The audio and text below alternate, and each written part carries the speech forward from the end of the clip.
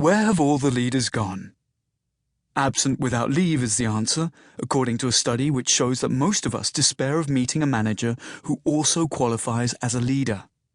The study argues that a lack of inspiration stifles businesses. It says workers and line managers are calling out for corporate leaders who inspire their staff. The report, Inspired Leadership, an insight into people who inspire exceptional performance, identifies the three main characteristics that employees long to see. Genuine shared vision from executives, 79% of the workers polled. Leaders showing confidence and trust in their teams, 77%. Respect from line managers and customers, 73%. The single most important factor that a majority of employees would like to see in their leader is inspiration. However, only 1 in 10 respondents felt that they witnessed this elusive quality at work. The Guardian newspaper, October 2004. Only 1 in 10? Inspired leadership seems to be rarer than hen's teeth, as exotic as bottled lightning. It's the same around the world. The Gallup organization's global research on employee engagement finds that 29% of employees are engaged, 55% are not engaged, and 16% are actively disengaged. This data is based on more than 3 million employees. Gallup estimates that just the 16% actively disengaged in the United States costs $350 billion per annum in lost productivity. This perception of a widespread absence of inspirational leadership isn't just bottom-up, it's top-down too. In IBM's 2004 global survey of CEOs, designed to find out what was keeping the top guys awake at night, 60% of CEOs of large organizations reported their employees lacked the right expertise or leadership qualities to manage growth.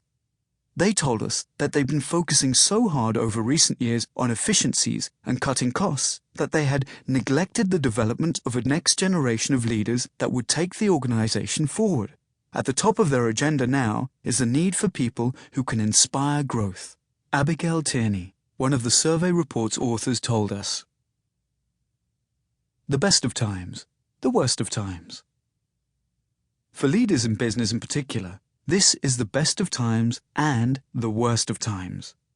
In terms of power and influence, you can forget the church, forget politics. There is no more powerful institution in society now than business, says Dame Anita Roddick, founder of The Body Shop, herself a pioneering business leader.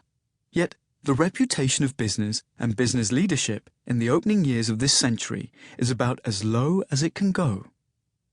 The comedian Stephen Wright says he has a friend who is a limbo master.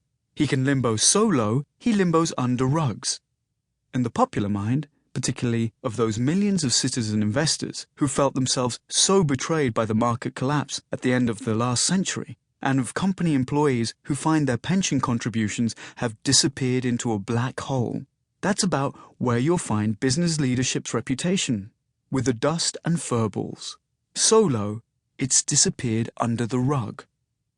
How business leaders are portrayed in popular culture gives us some clues as to where they rank in the public mind. It's hardly inspiring.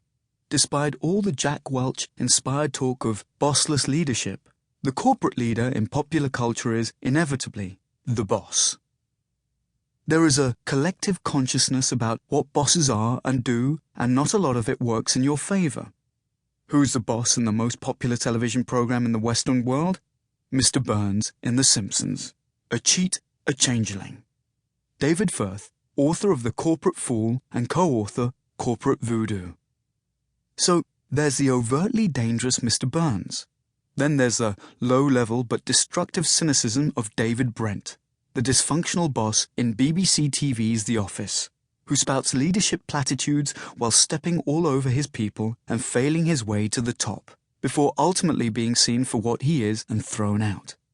Ricky Gervais's grotesque fictional manager and would-be leader touched a nerve on both sides of the Atlantic.